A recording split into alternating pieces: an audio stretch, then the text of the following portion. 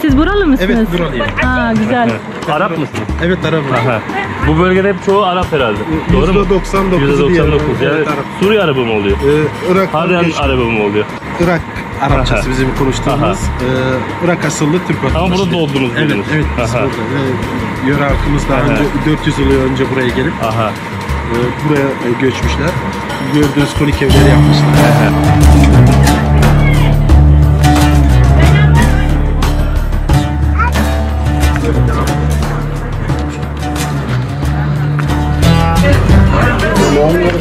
Bu tür evler 300-400 yıllık evler. Aha. Dedelerimizden kalma. Çocukları, Evet. torunları hepsi bu evde. Bizim dedemiz diye burada yaşamış. Yani 30 yıl önce burada yaşanıyor. O da yöresel takılar hep bunlar. Bunların boynuna asıyor. Ama biraz köpek tasması gibi bunlar. Ne gibi? Oğlum şunu tak sen koy. Sen bunu